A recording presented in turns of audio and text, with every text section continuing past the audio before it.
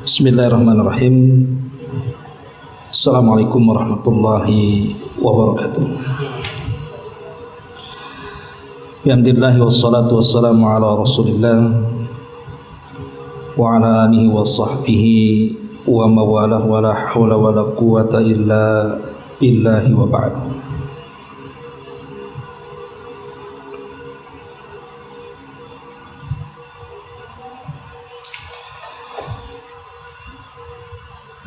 Alhamdulillah, di siang hari ini kembali kita bisa duduk untuk bertalabul ilmi di Yayasan Rufaidah, dan kita masuk pada halaman ke-194 dari kitab Bahjah Qulubil Abrar,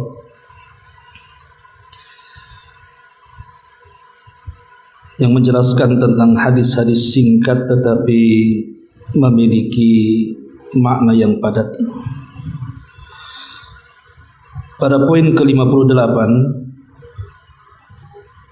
di sini ada poin tentang bukti bagi orang-orang yang mengaku-ngaku. Baik, kita akan baca hadisnya.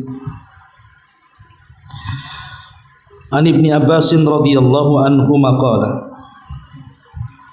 qala Rasulullah sallallahu alaihi wasallam law yu'tan nasu bida'wahum ladda'a rijalu dima'a qaumin wa amwalahum walakin al-yaminu 'alal mudda'a 'alaihi, rawahu Muslim. Wa fi lafdi 'inda al-Bukhari al-bayyinatu 'alal mudda'i wal yaminu 'ala man ankar.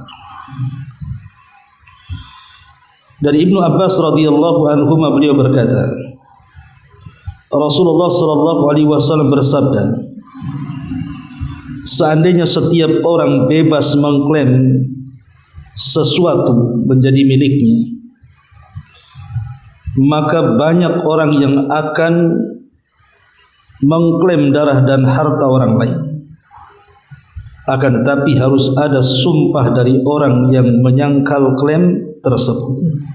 Dalam lafaz Imam Baihaqi, mendatangkan bukti harus ada bukti bagi yang mengklaim dan sumpah bagi yang mengingkarinya. Ma'asyiral muslimat yang dimuliakan Allah Subhanahu wa taala, hadis ini adalah hadis yang sangat agung sekali yang diajarkan Nabi SAW kepada kita untuk menyelesaikan banyak masalah. Tapi sebelumnya kita akan menjelaskan tentang faedah hadis ini dulu. Yang pertama, hirsu asy-syari'ati ala hifdzi amwalin nas wa dima'ihim, bahwa syariat Islam itu sangat menganjurkan agar kita menjaga harta manusia dan darah-darah manusia, agar tidak ada orang yang semena-mena mengambil harta dengan cara yang batil atau menumpahkan darah dengan cara yang zalim. Jadi Islam itu sangat menjunjung tinggi keamanan. Menjaga darah manusia dan harta manusia adalah tujuan daripada disyariatkan syariat yang mulia ini. Kemudian yang kedua, bahwa siapapun yang mengklaim sesuatu menjadi haknya, ada orang yang datang mengatakan ini rumah saya, ini kebun saya, ini tanah saya, padahal sudah ada yang meninggalinya, sudah ada yang merawatnya, sudah ada yang menanaminya. Maka bagi yang kemudian mengklaim bahwa itu adalah haknya, bukan hak orang lain, maka wajib dia mendatangkan bukti. Harus ada bukti. Karena di masyarakat ini kita kenal kalau urusan lahan atau tanah itu kan biasanya tumpang tindih surat. Terkadang yang satu mengklaim ini tanah saya, ini rumah saya, ini kebun saya, yang lain pula mengklaim dengan hal yang sama. Maka yang merasa dirinya bahwa itu adalah miliknya, maka dia harus mendatangkan bukti yang lebih kuat dibandingkan orang yang dituduh menyerobot tanahnya. Kalau tidak, maka dia telah membawa kepalsuan dalam tuduhannya. Sebaliknya, orang-orang yang mengingkari, maka dia harus bersumpah. Jadi orang yang tertuduh itu cukup bersumpah saja, tidak perlu mendatangkan bukti. Kalau ada dua orang rebutan lahan, maka yang mengklaim bahwa itu lahannya, dia wajib mendatangkan bukti. Tetapi yang lainnya, yang pihak tertuduh, cukup bersumpah saja dengan mengatakan, demi Allah, ini tanah saya, ini rumah saya, ini kebun saya. Engkau mengaku-ngaku ini rumah, ini kebun, ini sawah kamu, mana buktinya? Begitulah syariat Islam, tidak bisa semena-mena. Sebab kalau seandainya seseorang berhak mengklaim sesuatu menjadi miliknya tanpa bukti, maka darah manusia bisa tertumpah, harta manusia bisa diambil dengan cara yang zalim, dan ini kezaliman yang nyata. Dan banyak sekali contoh umpamanya yang terjadi di negeri kita saja, di Batam sini. Berapa banyak akibat rebutan lahan, kemudian yang satu menyewa preman, yang satu menyewa preman, akhirnya berkelahi, ada pula yang mati di situ. Ada yang dipukul di situ. Atau lebih jauh daripada itu, dia mengambil hak orang lain. Yang bukan tanahnya dirampas menjadi tanahnya, yang bukan kebunnya diklaim bahwa itu kebunnya. Maka berapa banyak harta manusia akan terzalimi di sini. Bahkan boleh jadi orang yang tertuduh menjadi tersangka. Bisa saja kemudian dia dimasukkan penjara padahal dia di pihak yang benar. Itu karena tidak ada kaedah yang disebutkan dalam hadis ini. Ma'asyiral muslimat yang dimuliakan Allah Subhanahu wa taala. Makanya di sini kewajiban seorang hakim, dia harus teliti betul kepada orang yang bersengketa. Jangan sampai kemudian dia berat sebelah. Karena sudah sering saya katakan, hakim itu kan ada 3 macam. Ada hakim itu memiliki pengetahuan, tapi disesatkan pengetahuannya karena dunia. Mungkin orang berkasus soal lahan, disogoknya hakim ini, akhirnya membela salah satu dari kedua. Siapa yang mendatangkan keuntungan, dia bela.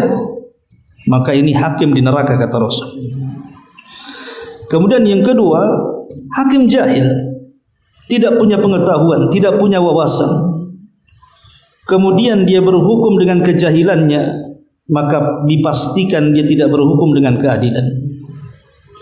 Kemudian yang ketiga, hakim yang penuh dengan pengetahuan dan memutuskan dengan keadilan. Maka ini hakim di surga. Maka ini penting sekali bahwa ketika ada kasus, yang satu mengklaim, yang satu mengingkari, kemudian dibawa kepada mahkamah pengadilan, maka sekali lagi seorang qadhi ataupun hakim harus sebijak mungkin meneliti bukti-buktinya, baru kemudian memutuskan setelah berdoa kepada Allah Subhanahu wa taala. Ma'asyiral muslimat yang dimuliakan Allah Subhanahu wa taala. Di sini Nabi SAW mengatakan, seandainya setiap orang bebas mengklaim sesuatu menjadi haknya, maka akan banyak orang-orang yang mengklaim darah dan harta orang lain, akan tetapi harus ada sumpah dari orang yang menyangkal klaim tersebut, dan dalam riwayat yang lain yang mengklaim harus mendatangkan bukti. Seperti apa buktinya? Ma'asyiral muslimat yang dimuliakan Allah Subhanahu wa taala, di antara jenis bukti yang harus dihadirkan adalah asy-syahadah, adanya persaksian. Karena pada umumnya yang namanya saksi itu biasanya bisa mengungkap kebenaran dan juga mengungkap kejujuran orang yang menuduh atau pendakwah tadi. Jadi saksi itu penting. Makanya kemudian di dalam Al-Qur'anul Karim, ketika Allah Subhanahu wa taala bicara tentang saksi atas perzinahan, Allah Subhanahu wa taala mengatakan wallati ya'tinal fahishata min nisaikum fastashhidu 'alaihinna arba'ata minkum. Dan para perempuan yang melakukan perbuatan keji, artinya zina, di antara perempuan-perempuan kalian, hendaklah terhadap mereka ada 4 saksi di antara kamu yang menyaksikannya. Jadi tuduhan saja itu tidak cukup, menuduh saja tidak cukup, mengklaim itu tidak cukup, harus ada saksi. Dan saksi dalam tuduhan zina ini harus ada 4 orang, dan 4-empatnya menyaksikan saat dia berzina. Kalau seandainya dia tidak menyaksikan, mungkin di satu ruangan memang dua-duanya membuka aurat, membuka baju, tapi yang satu di kursi sebelah kanan, yang satu di kursi sebelah kiri, maka persaksiannya ditolak. Jadi betul-betul harus menyaksikan saat dia berzina, saat dia melakukan persetubuhan itu dia harus menyaksikan, dan saksinya tidak cukup 1, harus 4. Kenapa demikian? Karena Islam itu sangat menjaga darah.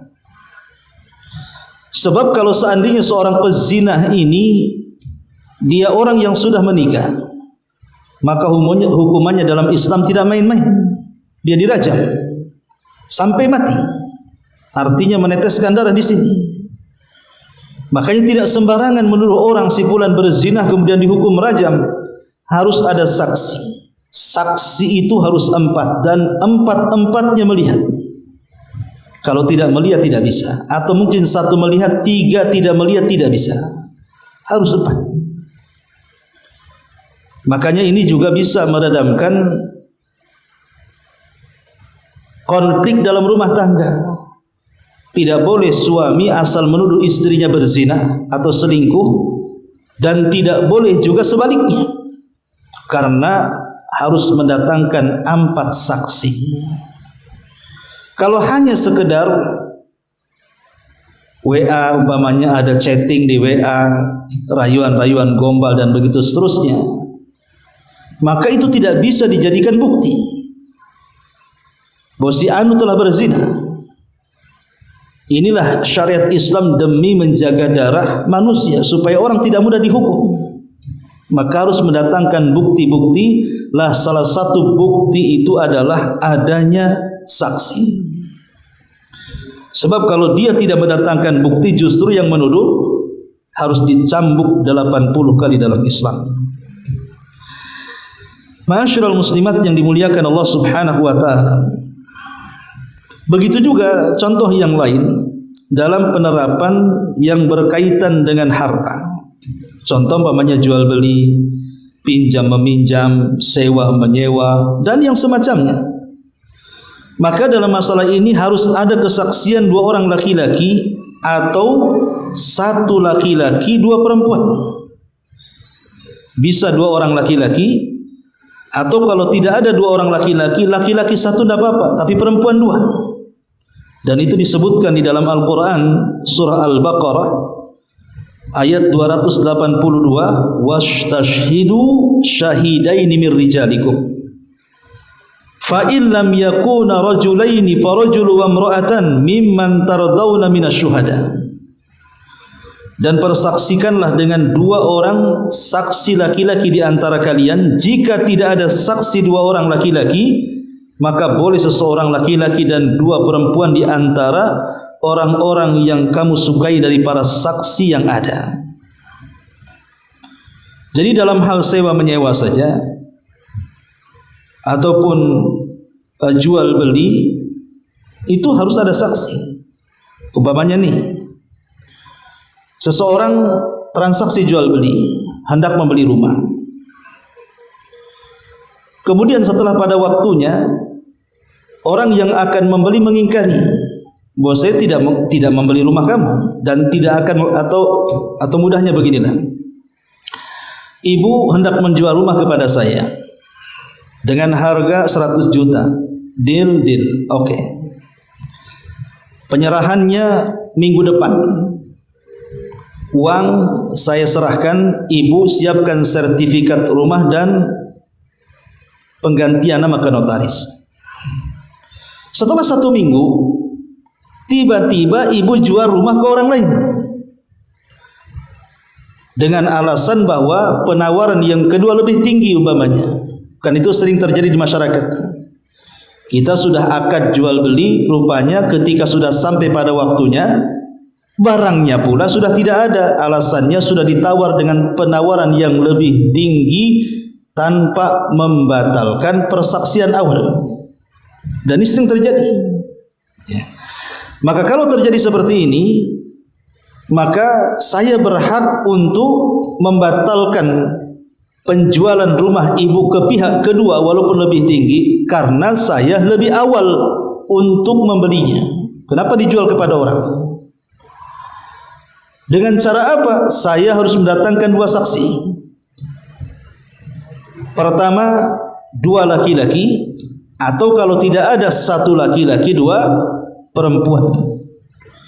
Kalau seandainya bisa bersaksi karena dia juga menyaksikan saat akad, maka jual beli ke pihak kedua bisa dibatalkan.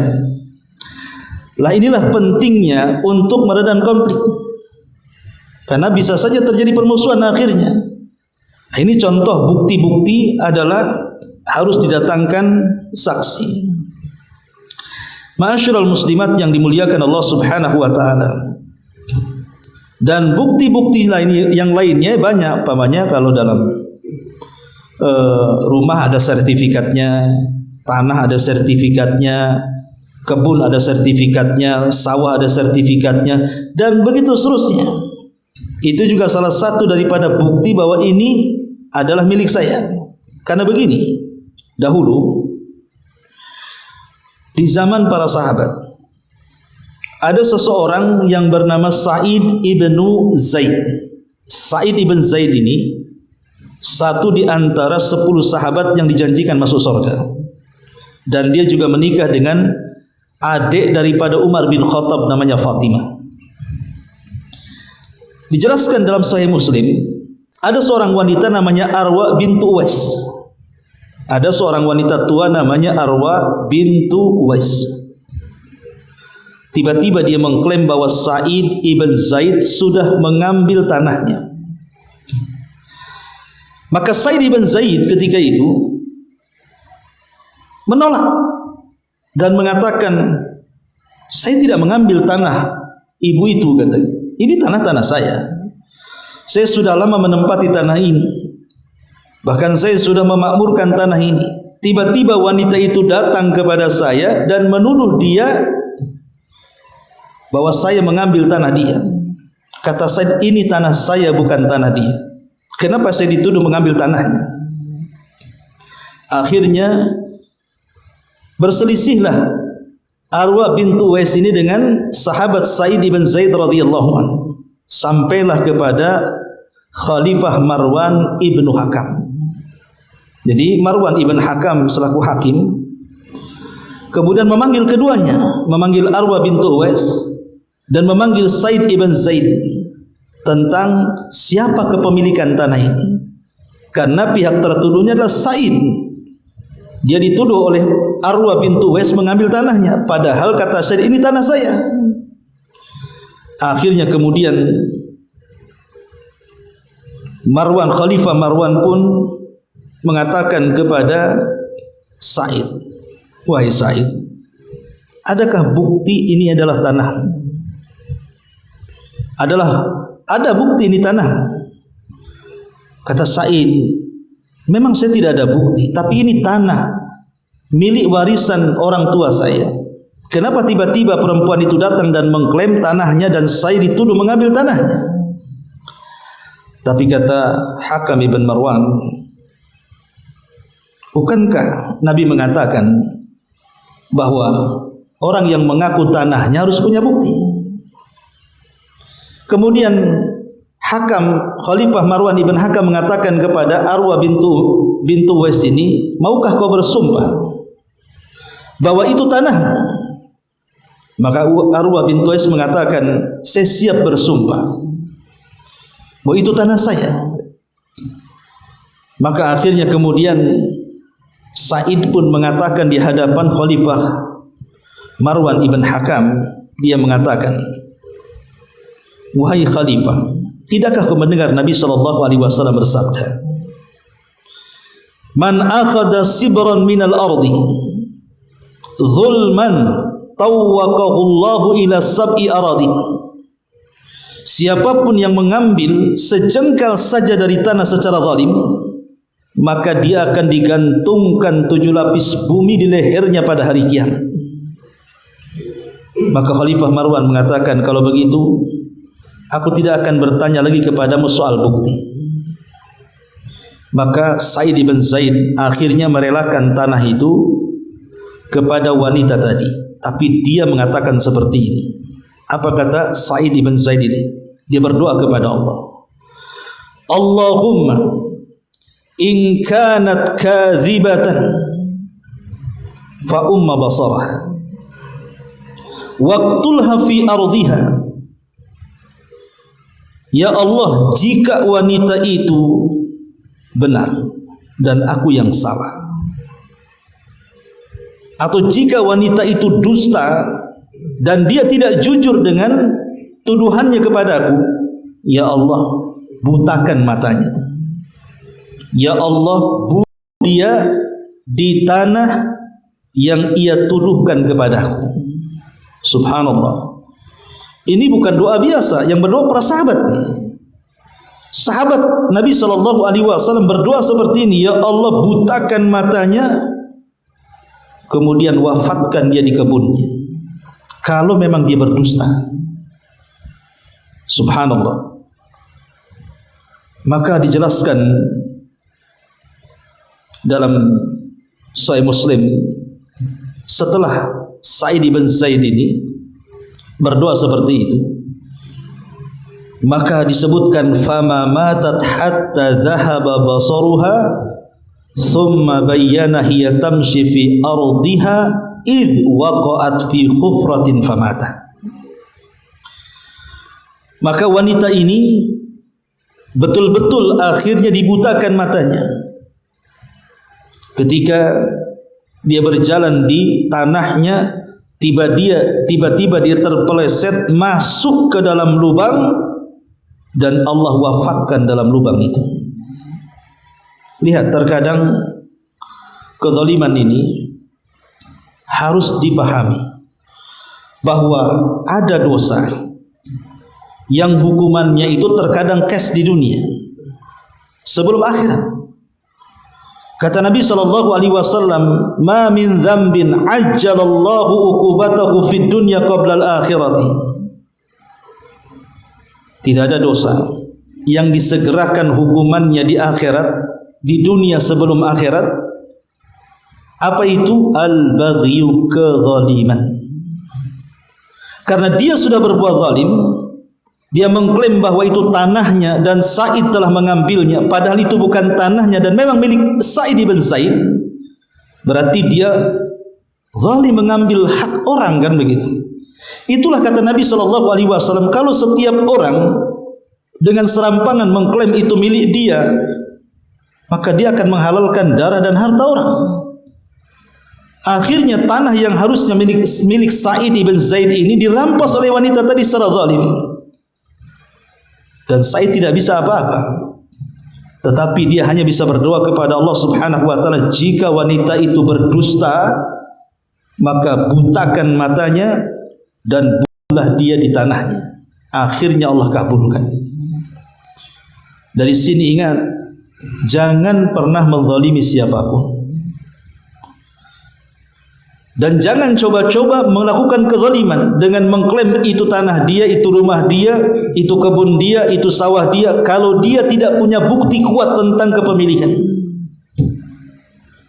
Dan kalau seandainya seseorang mengalah, walaupun itu tanahnya, setelah memperjuangkan tapi dia tidak berdaya, maka ketahuilah Allah Subhanahu wa taala tidak pernah tidur. Pasti Allah Subhanahu wa taala akan membalaskan untuk pihak yang dizalimi, walaupun yang dizalimi ini orang kafir sekalipun. Tetap Allah Subhanahu wa taala akan menolongnya, karena Allah bukan menolong karena kekafirannya, tapi Allah tidak suka dengan kezaliman dan Allah sangat cinta dengan keadilan. Ini satu kisah. Kisah yang kedua dikisahkan dari Jabir bin Samurah radhiyallahu anhu tentang kisah Sa'ad bin Abi Waqqas. Satu hari Sa'ad bin Abi Waqqas ini pernah ditugaskan untuk menjadi perdana menteri di Kufah. Jadi Sa'ad bin Abi Waqqas itu pernah diutus oleh Umar bin Khattab di zamannya untuk menjadi perdana menteri di Kufah. Tetapi dia difitnah. Ada orang-orang yang tidak suka dengan Sa'ad bin Abi Waqqas ini. Apa fitnahannya? Fitnahannya adalah Sa'ad bin Abi Waqqas ini tidak becus dalam memerintah. Dia tidak pernah memimpin perang, disuruhnya pasukan berjalan sendiri. Dia tidak pernah membagi harta rampasan perang dengan adil. Bahkan dia tidak pernah adil dalam memutuskan putusan. Bahkan yang lebih parah lagi, dia dituduh tidak bisa melakukan solat yang baik. Jadi solatnya dianggap bermasalah.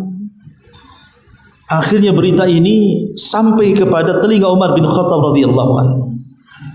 Maka Sa'ad pun dipanggil oleh Umar bin Khattab radhiyallahu anhu. Maka Umar radhiyallahu anhu bertanya kepada Sa'ad ini,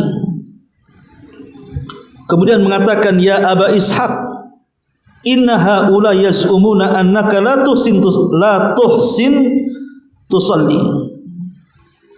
Wahai Aba Ishaq, sesungguhnya mereka orang-orang Kufah menuduhmu kau tidak becus salatmu, tidak benar salatmu. Kemudian dia mengatakan kepada Umar bin Khattab, ya Amirul Mukminin, demi Allah, aku pernah salat dengan mereka, dengan solat yang pernah dilakukan Nabi SAW, dan aku tidak pernah menambah apa yang diajarkan Nabi SAW kepadaku. Kemudian Umar mengatakan, dzaka dhannu bika ya Aba Ishaq, itu kan prasangkamu. Baik, kita akan buktikan. Mari kita cek ke Kufah. Akhirnya kemudian Umar radhiyallahu anhu pun berangkat ke Kufah. Rupanya tuduhan itu tidak benar, hanya berita hoax saja. Penduduk Kufah sangat mencintai Sa'ad. Rupanya hanya tuduhan dari segelintir orang yang hendak mencelakakan sahabat Sa'ad ini radhiyallahu anhu. Sampai akhirnya Umar mengatakan, siapa sebenarnya yang menuduhmu wahai Sa'ad? Akhirnya Sa'ad mengatakan, baik, akan kukumpulkan masyarakat Kufah. Kira-kira siapa yang menuduh? Maka berdirilah seseorang namanya Usamah ibn Qatadah. Usamah ibn Qatadah ini dikenal dengan Abu Sa'dah. Kemudian dia mengatakan, wahai Amirul Mukminin, Sa'ad ini tidak pernah keluar berperang. Sa'ad ini tidak pernah membagikan harta rampasan perang dengan keadilan. Sa'ad ini tidak pernah memutuskan dengan keadilan. Maka Sa'ad ibn Abi Waqqas pun marah. Dan kita tahu bahwa Sa'ad ini adalah sahabat yang mustajab doa. Kalau berdoa itu mustajab dia. Apa kata Sa'ad bin Abi Waqqas? Kalau engkau mengatakan seperti itu, akan kudoakan kau dengan 3 doa. Kalau engkau berani menuduh aku bahwa aku tidak pernah berperang, aku tidak pernah ada dalam pembagian ghanimah, aku tidak pernah ada dalam putusan di Kufah ini, baik aku akan doakan kau dengan 3 doa. Kemudian saat mengatakan, Allahumma in kana abduka hadza kadhiba qama riya'an wa sum'atan. Ya Allah, jika hambamu yang menuduh ini dia berdusta kepadaku, dia hanya ingin dipandang dan dilihat, dipuji manusia saja, fa'atil umrah, panjangkan umurnya, wa'atil faqrahu, panjangkan kefakirannya, wa'arridhu bil fitani, sodorkan macam-macam fitnah kepadanya. Subhanallah, ya. Sa'ad bin Abi Waqqas berdoa dan dia mustajab doa. Dia mengatakan, ya Allah, kalau orang ini yang menuduhku sembarangan ini, memang dia berdusta hanya untuk mencari nama dan kehormatan di Kufah ini, baik, saya akan berdoa kepada Allah untuk meminta 3 perkara. Ya Allah, panjangkan umurnya, panjangkan kefakirannya, sodorkan kepada banyak fitnah kepadanya. Subhanallah, di akhir hayatnya orang ini banyak masalah yang terjadi kepada orang yang menuduh Sa'ad ini. Banyak fitnah yang mencoba dia. Dan usianya dipanjangkan. Kemudian dia kefakirannya panjang, harus meminta-minta di jalan raya. Dan banyak persoalan yang menimpa dia. Subhanallah, lihat. Itulah kalau orang kemudian menuduh dengan sembarangan tanpa ada bukti, maka lihat fatal akibatnya. Bisa saja dia telah mendolimi orang, dan yang didolimi berdoa kepada Allah Subhanahu wa ta'ala untuk kehancurannya. Makanya penting memahami kaidah ini, bahwa seandainya setiap orang bebas mengklaim satu perkara menjadi haknya, maka banyak orang yang akan mengklaim darah dan harta orang lain, dan banyak orang yang akan terambil darah dan hartanya karenanya. Makanya pentingnya bukti bagi orang-orang yang mengklaim, dan sumpah bagi orang-orang yang mengingkarinya. Ma'asyiral muslimat yang dimuliakan Allah Subhanahu wa taala. Kemudian yang harus dipahami dari hadis ini juga,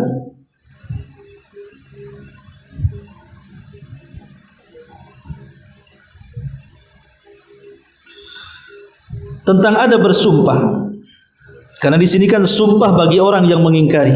Jadi kalau seandainya ibu dituduh dan ibu tidak merasa bersalah, maka ibu cukup bersumpah saja, wallahi demi Allah saya tidak melakukannya. Wallahi demi Allah saya tidak mengambilnya. Wallahi demi Allah saya tidak menggibahnya.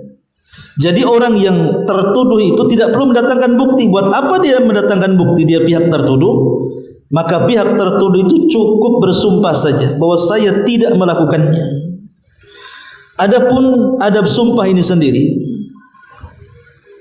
jika hendak meminta seseorang untuk bersumpah, maka disunnahkan bagi sang hakim atau yang semisalnya untuk menasihati terlebih dahulu sebelum dia bersumpah, memberikan peringatan tentang ancaman bagi orang yang bersumpah palsu. Ini sudah kewajiban seorang hakim. Dan orang yang merasa dituduh dan harus bersumpah, dia harus introspeksi. Kalau memang dia salah, jangan bersumpah bahwa dia tidak salah. Kalau dia melakukannya, jangan bersumpah tidak melakukannya. Makanya pentingnya seorang hakim menasihati. Jangan sampai berdusta atas nama sumpah palsu. Kenapa demikian? Nabi mengatakan, man halafa ala yamini sabrin liyaktati abiha ma lam ri'im muslim laqiyallahu wa huwa alaihi ghadban. Barang siapa yang bersumpah dengan sumpah yang memiliki nilai hukum untuk merebut harta seorang muslim, dia akan bertemu dengan Allah dalam keadaan Allah murka kepadanya. Jadi sumpah saja tidak sembarang. Kalau kita memang merasa mengambil, jangan bersumpah. Akui saja bahwa ini bukan milik saya, ini bukan tanah saya. Memang betul saya lama di sini, tapi ini bukan tanah saya. Memang betul saya tinggal lama di rumah ini, tapi bukan milik saya. Betul saya mengelola kebun ini sudah puluhan tahun, tapi memang ini bukan punya saya. Akui saja. Jangan sampai kemudian bersumpah, demi Allah ini tanah saya, demi Allah ini rumah saya, demi Allah ini. Ingat, kalau sampai dia bersumpah untuk menguasai, apalagi kemudian dia memalsukan bukti-bukti, dia memalsukan, pamannya dia nembak surat-surat gitulah supaya terkesan memang itu miliknya. Kata Nabi SAW, laqiyallahu wa huwa alaihi ghadban, maka dia akan berjumpa dengan Allah Subhanahu wa taala dalam keadaan Allah murka kepadanya.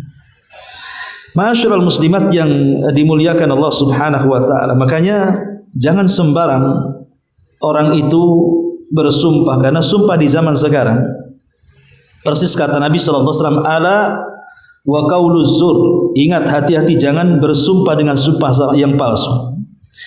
Sumpah palsu itu sudah menjadi kebiasaan terutama di dunia pengadilan. Terkadang ingin memenangkan sebuah kasus, dia bayar orang untuk bersaksi dan bersumpah. Dia membeli orang ataupun dia menyewa pengacara dengan uang yang banyak, dengan yang pandai lisan bicaranya, kemudian bersumpah-sumpah bahwa itu miliknya, kemudian disodorkan bukti-bukti, padahal bukti itu sebenarnya buatan dia untuk mengelabui hak milik orang lain dan berpindah kepadanya. Ini sebuah kezaliman. Tidak boleh. Kalau seandainya satu jengkal tanah saja kita ambil, nanti pada hari kiamat dikalungkan 7 lapis bumi, bagaimana satu rumah berapa jengkal itu? Bagaimana satu kebun yang hektaran? Bagaimana satu sawah gitu ya, yang hektaran tanahnya? Berapa jengkal yang akan dikalungkan pada hari kiamat? Jangan memikir sesat demi kenyamanan kehidupan dunia. Dunia ini akan fana, akan meninggalkan kita, dan kita harus mempertanggungjawabkan semua apa yang kita lakukan di dunia, terutama soal kezaliman kepada orang lain. Karena kezaliman kepada orang lain, sekalipun di dunia kita bertobat, Allah tidak akan pernah meninggalkannya sampai orang yang dizaliminya memaafkannya, atau akan terjadi kisos pada hari kiamat, sehingga pahala yang sudah kita tumpuk-tumpukkan hilang dan diserahkan kepada orang yang kita zalimi. Ma'asyiral muslimat yang dimuliakan Allah Subhanahu wa taala, dan juga harus dipahami bahwa putusan hakim itu berdasarkan pengetahuannya. Jadi hakim ini bukan Tuhan yang mengetahui semua konflik masalah yang dihadapinya. Hakim ini kan tugasnya melihat kasus, dia hanya melihat dohirnya. Terkadang orang yang berselisih ini kan masing-masing bawa pengacara, atau yang satu lemah, yang satu kuat, yang satu tidak pandai bicara, yang satu pandai bicara. Hakim ini hanya memutuskan perkara zahir. Makanya Nabi SAW mengatakan saat dia sedang memutuskan sebuah perkara, apa kata Rasul? Innama ana basyarun, sesungguhnya saya adalah manusia biasa. Wa innakum takhtasimuna alayya, dan kamu memperdebatkan perkara kalian di hadapanku. Wa la'alla ba'dukum an yakuna alhana bi hujjatihi min ba'din, boleh saja seseorang di antara kalian lebih fasih bicaranya daripada yang lainnya ketika menyampaikan argumen. Fa aqdhiya lahu ala nahwi ma asma, sementara saya akan menghukum berdasarkan apa yang saya dengar. Jadi kalau sekelas Nabi SAW saja, dia bukan Tuhan, Nabi bukan Tuhan, Nabi tidak tahu konflik orang, kecuali setelah masing-masing yang berkonflik itu berargumen, yang satu mengatakan begini, yang satu mengatakan begitu, kemudian Rasul memperhatikannya. Mana yang lebih kuat hujahnya, maka Rasulullah SAW akan memperberatnya, artinya akan mendukungnya. Mana yang lemah hujahnya, maka Nabi SAW tidak akan kemudian membelanya, walaupun seandainya yang lemah ini di pihak yang benar, kemudian yang kuat bicaranya di pihak yang salah. Karena Nabi kan tidak tahu mana yang salah, mana yang benar. Apalagi di zaman sekarang kan, yang namanya pengacara itu kan luar biasa kalau sudah ngomong itu. Dia bisa memutarbalikan yang benar ke yang salah ke yang benar. Sehingga terkadang membingungkan hakim. Sehingga tugas hakim itu hanya menghukumi secara zahir. Apa yang dilihat, apa yang didengar, itulah yang diputuskan. Makanya kata Nabi SAW, kalau seandainya kalian yang bersilat lidah ini memperjuangkan perkara batil menjadi benar, maka siap-siap kalian akan duduk di bara api neraka. Makanya ini juga perhatian bagi para pengacara nih. Nasihat bagi para pengacara. Jangan karena Anda pandai bicara kemudian menyampingkan keadilan manusia hanya untuk meraih kehidupan dunia saja. Kehidupan dunia sesaat. Anda membela-bela yang salah, akhirnya jadi menang, dan yang benar akhirnya kalah. Karena bahayanya apa? Bisa saja kemudian Anda merampas aset orang. Ketika kemudian yang benar itu mempertahankan hartanya tapi menjadi kalah gara-gara Anda, berarti harta dia akan diambil secara zalim oleh klien Anda, ya. Ataupun mungkin dia punya rumah, terampas rumahnya. Mungkin dia konteknya mungkin rebutan waris, terampas hartanya, terampas kemudian ininya. Maka zalim merampas orang lain. Akhirnya Anda sedang melindungi kejahatan. Bukankah Nabi SAW melaknat awam muhdisan, orang-orang yang melindungi kejahatan? Tidak boleh kita melindungi kejahatan. Maka katakan yang benar, itulah yang akan diselamatkan Allah Subhanahu wa ta'ala. Lah ini yang harus dipahami tentang hadis ini, ya. Baik, sedikit kita baca syarah daripada hadis ini yang dijelaskan oleh pengarang di sini. Hadis ini, kata beliau, sungguh agung kedudukannya. Hadis ini merupakan landasan utama dalam urusan peradilan dan hukum-hukum terkait dengan persengketaan.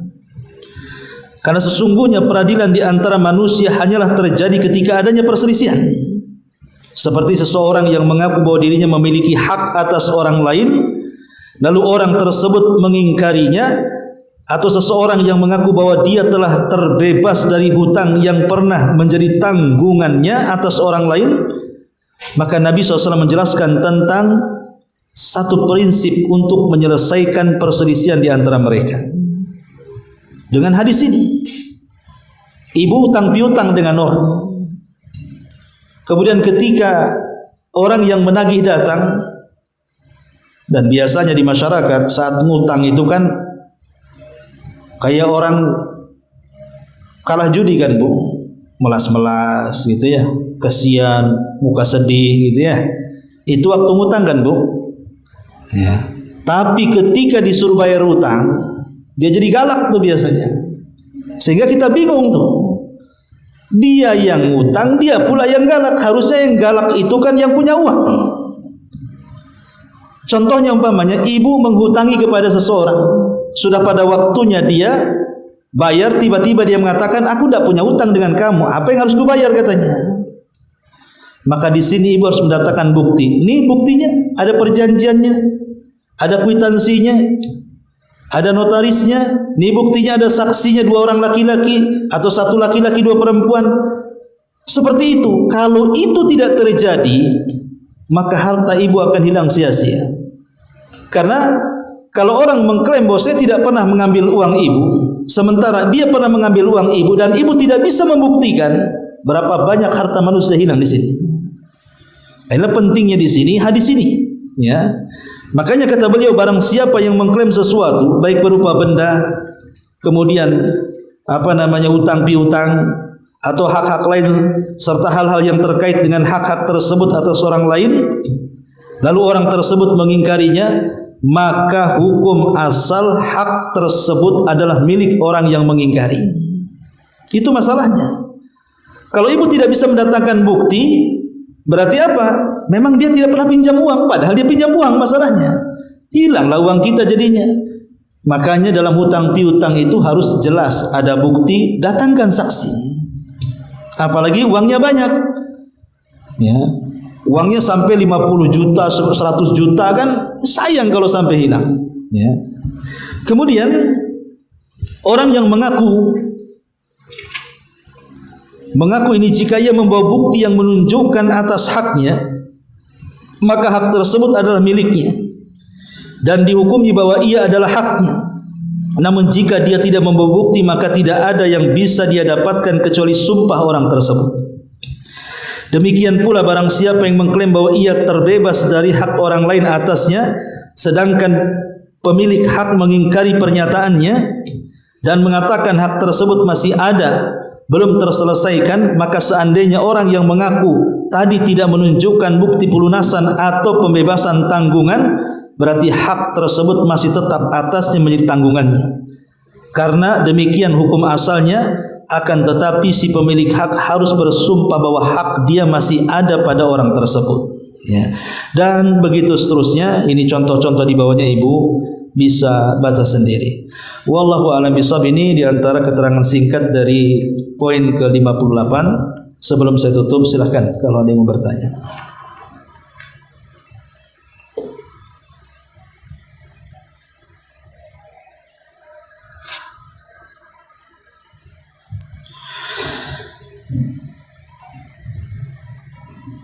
Baik, kalau tidak ada, kita tutup dengan doa kafaratul majlis. Subhanaka bihamdika asyhadu an la ilaha illa anta astaghfiruka wa atubu ilaik. Allahu ta'ala alam. Assalamualaikum warahmatullahi wabarakatuh.